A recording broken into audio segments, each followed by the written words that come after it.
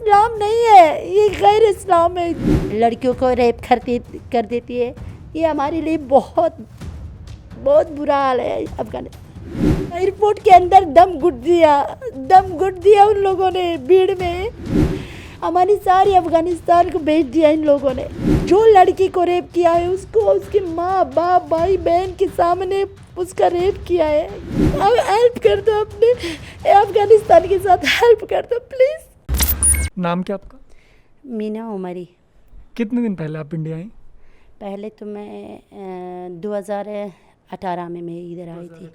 हाँ, 2015 में भी आई थी, वापस चला गई और 2018 में वापस आई। तो अभी आपको रिफ्यूजी का स्टेटस मिल गया यहाँ पे? नहीं, मेरे को रिफ्यूजी वो नहीं मिला, क्योंकि मेरे को बोला है कि तुमको कुछ प्रॉब्लम ही नहीं है, तुम मेरे को रिजेक्ट हो चुका है और तुम वापस अपने मुल्क अफ़गानिस्तान जा सकती हो। हाँ जी, एनसीआर वाली यही मेरे को बोला।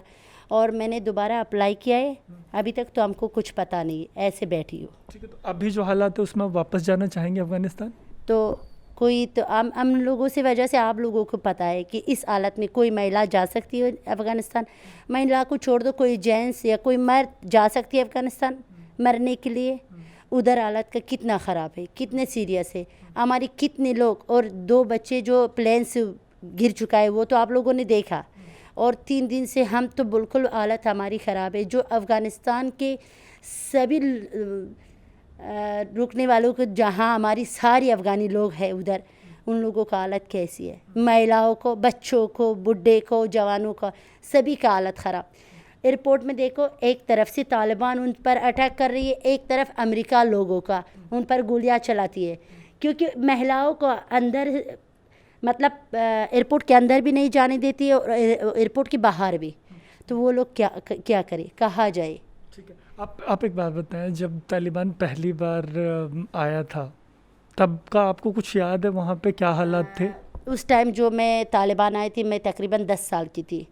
10 साल की थी और तकरीबन 25 साल हो गई उस टाइम से अभी तक।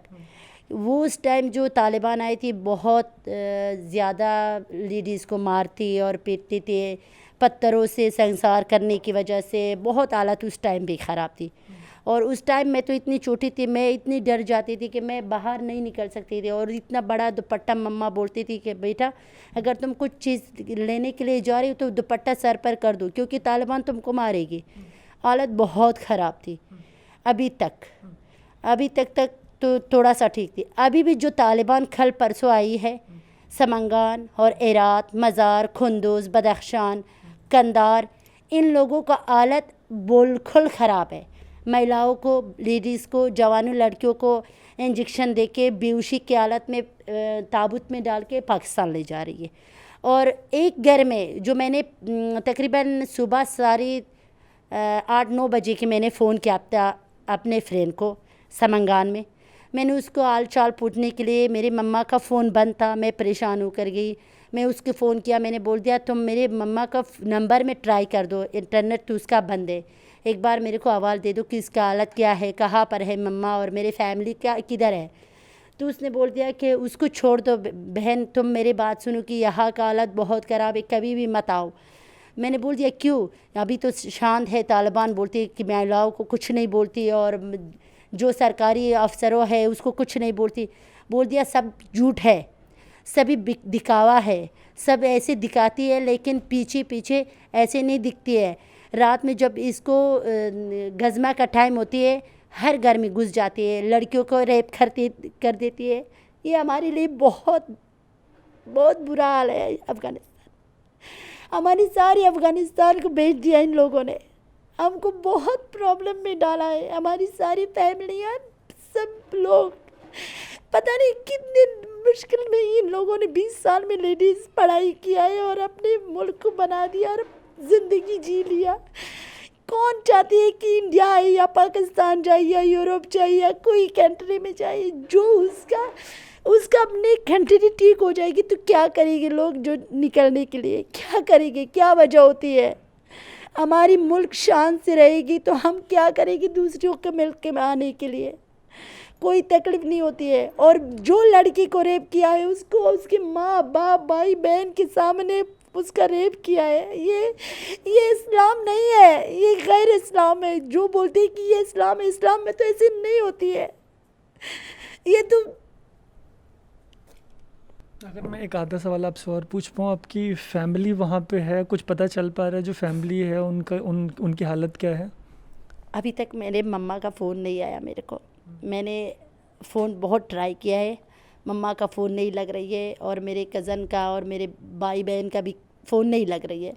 जो मैंने बहुत ट्राई किया है, अभी मैंने अपनी फ्रेंड को बोल दिया कि मेरे मम्मा का नंबर में फ़ोन कर दो, मेरे को पूछताछ कर दो कि तुम्हारा नंबर क्यों बंद है। शायद मेरी मम्मा का फ़ोन तो थोड़ा सा ख़राब था, उसकी वजह से, या उसका बैलेंस ख़त्म हो चुका है उसकी वजह से, या उसकी वजह से कि अटैक हो चुका है, या बम ब्लास्ट हो चुका है, या कुछ। मैं क्या बोल सकती हूँ, कुछ भी नहीं बोल सकती अभी फ़िलहाल, क्योंकि तब तक मेरी मम्मा का फ़ोन नहीं आएगी मैं कुछ नहीं बोल सकती हूँ। आपको अपील करना चाहेंगी इंडियन गवर्नमेंट से, यूएनएचसीआर से, बाकी नेशन से? किस के लिए मैं बोल दूँ? मैंने सुबह से अभी तक मैंने बात करते करते थक गई हूँ यूएनएचसीआर के साथ। डायरेक्ट मैंने उनको फ़ोन किया, मैंने बोल दिया सिर्फ मैं अकेले अपने लिए नहीं बोल रही हूँ, मेरी फैमिली के लिए नहीं है, मेरी सारी अफ़गानिस्तान की फैमिली के लिए है, सारी लेडीज़ के लिए है, सारे बच्चों के लिए है, जो छोटे छोटे बच्चे एयरपोर्ट के अंदर दम घुट दिया उन लोगों ने भीड़ में, कोई नहीं उसको बचाने के लिए। मैं यूएनएचसीआर से ये दरख्वास्त करती हूँ कि प्लीज़ जो बंदे यहाँ है उसका सेटलमेंट कर दो, जहाँ भी भेजना है भेज दो, लेकिन उसके परिवार का भी ख्याल कर दो प्लीज़।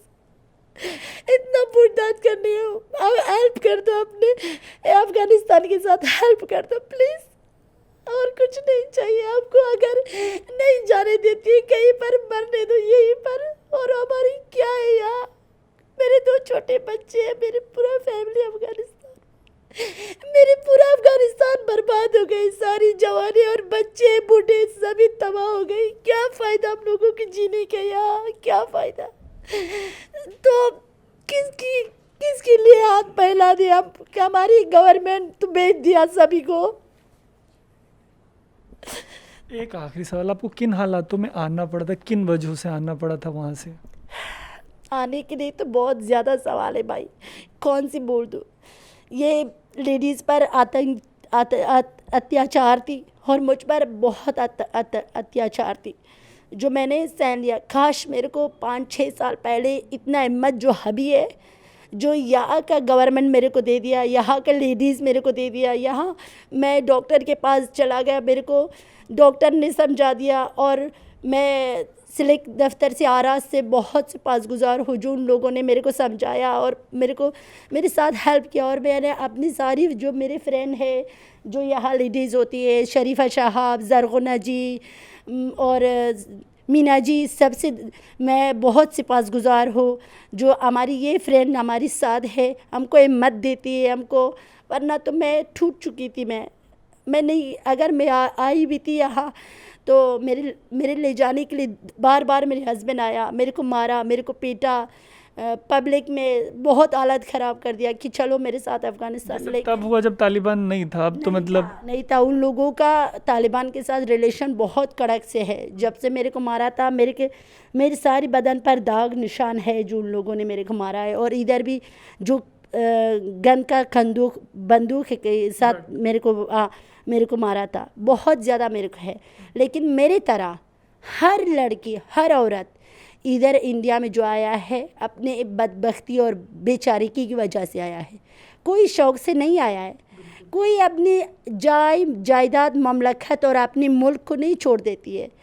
ये मेरे को रिक्वेस्ट है। और हम लोग गवर्नमेंट इंडिया से बहुत खुश है, अल्लाह इंडिया को हमेशा सलामत रहे। तो हमारी दोस्त है, हम गवर्नमेंट से कुछ प्रॉब्लम ही नहीं है, उससे सुपासगुज़ार है हम लोग बहुत ज़्यादा। और हम लोग चाहते हैं गवर्नमेंट से और हमारे निसियार से, जो हमारे साथ ही है दोनों, इससे हम चाहते हैं कि हमारी हेल्प ज़रूरी करना पड़ेगा। हम सिर्फ इंडिया गवर्नमेंट से यही चाहते हैं कि हमारा ज़िंदगी का सोल्यूशन पता लेना चाहिए कि क्यों, कितने टाइम हम और इधर रुक सकती है, और हमारी फैमिली उधर है, हम इधर है, कुछ प्रॉब्लम ज़्यादा होती है हमारे लिए, क्या मदद कर सकती है? अभी वहाँ की यंग लड़कियों के जो महिलाएं, उनके दिमाग में क्या चल रहा होगा? उसके दिमाग में डर है कि फिर से पढ़ाई करने के लिए झूठा वूटा कहानी ये लोग बोल रही है, और ऑफिस के आने के लिए झूठा मोटा कहानी बोलती है। जो मैंने खंदार को फ़ोन किया था, खंदार में एक मेरे भाई बोलती है उसको आया था, इधर एक बिजनेसमैन है वो आया था इसके लिए, तो इधर इसके फैमिली आया था, डॉक्टर के लिए आया था। मैंने उससे पूछ लिया, उसने बोल दिया कि बहन पहले मैं भी बोलती थी कि मैं एक पश्तून हूँ और तालिबान भी एक पश्तून है, पहले मैं बहुत खुश हो गई थी, लेकिन अभी जो 2 दिन से मैं देख रही हूँ मैं बहुत रो पड़ी। मेरे को बोल दिया कि मैं अपनी आंसू नहीं संभाल सकती हूँ कि इन लोगों का कहर बहुत ज़्यादा है। मैं इतना शर्मिंदा होती हूँ कि मैं अपना जिप निकाल के फेंक दूँ, उसको काट दूँ, क्योंकि मैं इसकी तरह लैंग्वेज बोलती हूँ। मैंने बोल दिया क्यों भाई, किस वजह से? बोल दिया ये इन लोगों ने हर घर में रात में लोगों को बोलती है अपने ऑफिस आ जाओ, अपने ड्यूटी ज्वाइन कर दो, लेकिन रात में जो होती है उन लोगों को चेहरा करके रात में उसकी घर जलती है, उसको या जलाती है या मार देती है, या उसके बुढ़े बच्चों फैमिली के साथ कुछ ज़बरदस्ती कर रही है। ये क्या फ़ायदा होती है? पब्लिक के सामने एक चीज़ बोल दो और पीछे पीछे दूसरा काम कर दो, ये चलेगी क्या? ये डर नहीं है क्या है? तो इसमें सबसे ज़्यादा नुकसान वहाँ की महिलाओं का है। महिलाओं का है और उसके फैमिली का, जो गवर्नमेंट में काम करती है सभी का है। ये जिस बंदे को जो ख़रीद लेती है तो जो बोलती है सामने, हमको तो कोई यहाँ ख़रीदने के लिए नहीं है। जो मेरे को बोला है फैमिली मेंबर या पड़ोसी आसपास, वो तो मेरे कोई रिश्तेदार भी नहीं था ना, मेरे एक दोस्त था, मेरे को मैंने उसको हाल चाल के लिए फ़ोन कर दिया, फिर उसने सभी बता दिया कि कभी भी जितना भी मुश्किल हो जाएगी इंडिया से बाहर मत निकल दो यहाँ। और पता है मेरी बेटी के साथ क्या हुआ है? मेरी बेटी 10 साल का है और मेरे जेठ क्या किया है, एक 25 ईयर्स लड़का के साथ उसका मंगनी किया है। मेरे को बोलती है अगर तुम मेरे भांजे को भतीजे को लाती हो तो लाओ, नहीं लाती हो तुम्हारी फैमिली में ज़्यादा लड़की है। मुझसे 5 मिनट का भी नहीं होती है, उसके हिसाब से मैं ले रही हूँ। और ये सब तब है जबकि मतलब तालिबान नहीं था, अब तो आ गया। अभी आ गया है, अभी जब आ गया है उन लोगों का कहर ज़्यादा नहीं होती है। हर बंदे को जो यहाँ आ चुका है उसका तो किसी के साथ कनेक्शन है। जो बंदा गवर्नमेंट के साथ है अभी तालिबान के साथ हो जाएगी तो वो छोड़ देती है। मतलब मेरे दुश्मन मेरे गवर्नमेंट के साथ थी, पहले कुछ नहीं बोल सकती थी, मैं गवर्नमेंट के साथ थी, वो तालिब थी। अभी जो गवर्नमेंट के साथ हाथ मिलाएगी तो वो कुछ नहीं बोलती है। और वैसी और लोगों का भी है, और अफ़गानी लेडीज़ का भी है। मेरे तरह ज़्यादा लोग इधर है इंडिया में जो उसका रिजेक्ट हो चुका है, उसका अपील बंद हो चुका है, उसका केस क्लोज हो चुका है। क्या इन लोगों को जाने की ज़रूरत है अफ़गानिस्तान से बाहर, इंडिया से बाहर वापस अफ़गानिस्तान के जाने की इजाज़त है? कैसे जाएगी ये? आप खुद एक पढ़ी लिखी हो, मैं आपसे एक सवाल करती हूँ कि कैसे वो लोग जा सकती हैं? मैं मतलब कैसे जा सकती हूँ इंडिया में? नहीं, अभी के हालत में तो आपने जो अपनी बात मतलब बताई, 6 महीने बाद, 1 साल बाद, अगर मैं 1 साल बाद यहाँ से निकल जाऊँ अफ़गानिस्तान जाऊँ, तालिबान तो है, मैं कैसे उधर रह सकती हूँ? मैं रह सकती हूँ? अगर मैं यहाँ से निकल जाऊँ तो अफ़गानिस्तान जाऊँ, एयरपोर्ट पे पहुँचने की वजह से मेरी तैयारी होती है कि इसको संसार कर दो। ये अपने जेठ से, अपने हस्बैंड से, अपने फैमिली से चुप के भाग गई है। वो लोग तो यही बोल रही है, लेकिन मैं क्या करूँ? तालिबान जब वहाँ नहीं था उसके बावजूद उनको वो देश छोड़ के भागना पड़ा, दूसरी जगह शरण लेनी पड़ी। अब अगर उनको लौटना पड़ता है तो उनकी ज़िंदगी का क्या हाल होगा? एक बहुत इम्पोर्टेंट सवाल है। दिल्ली के भोगल के इलाके में जहाँ पे अफ़गानिस्तान से रिफ्यूजीज़ रहते हैं, वहाँ पे हमें एक महिला मिली जो अभी 3-4 दिनों पहले जब अफ़गानिस्तान में तालिबान ने कब्ज़ा नहीं किया था, तब उस बीच पिछले 3-4 दिनों में दिल्ली आई हैं। हम उनसे पूछते हैं कि जो तालिबान का रूल आया पिछले हफ्ते 10-15 दिनों में, उसको लेके इनका वहाँ पे क्या एक्सपीरियंस रहा? अस्सलाम वालेकुम अम्मा अजीज़। ये बेचारा औरत कुंदुज़ में रह रही थी, ये काम कर रही थी, बाहर आती जाती थी काम से।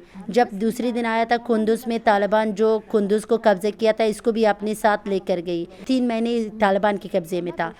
फिर उसके बाद जो तालिबान कुंदुज़ को लेकर गई है तो इसको भी छोड़ दिया और इसका बेटा उसके कब्ज़े में है अभी भी, और ये भागकर आ गया इंडिया में अपने इलाज के लिए। तो इतना ये बोलते हैं कि जितना मुझ पर जुल्म हो चुका है उससे ज़्यादा कहीं और लेडीज़ पर होती है। ये जो पीछे पीछे बोलती है, आगे कुछ एक चीज़ बोलती है और पीछे दूसरी चीज़ बोलती है, ये सभी झूठ बोल रही है वो लोग। क्या हालत है महिलाओं की? میگه زنها در اونجا در افغانستان چی روزهای دیگر از تو که بدتر سر زمان تیر میشه؟ از ما بدتر روزها سر از او هم تیر شدن. जिससे बोलते हैं जितनी ज़्यादा मुझ पर असर किया है उन लोगों का जुल्म और सितम, उससे ज़्यादा दूसरी लड़कियों औरतों पर है ऐसे अत्याचार है, मुझसे ज़्यादा उसके दूसरी लड़कों पर औरतों पर है। जो लोग अभी हाल ही में 4 दिन पहले, मतलब ये 4 दिन पहले आई हैं और इनके ज़ुबान से आप सुन रहे हैं कि तालिबान जो ये प्रिटेंड कर रहा है कि वो अब बदल गया है, वो शायद एक फेस वैल्यू मेंटेन करने की कोशिश है और वो बदलाव जो है बस सोशल मीडिया तक और मीडिया को दिए गए बयानों तक ही सीमित है। एटलीस्ट ये जो कह रही हैं अभी, जो हाल ही में थोड़े दिन पहले अफ़गानिस्तान से यहाँ पे इंडिया आई हैं और तालिबान से बच के इंडिया आई हैं, अगर इनकी बात को माने तो ये सारा फेस वैल्यू का मसला है, उसमें कुछ भी सब्सटेंटिव नहीं है। आप देख रहे हैं अनकट, मेरा नाम है तरुण।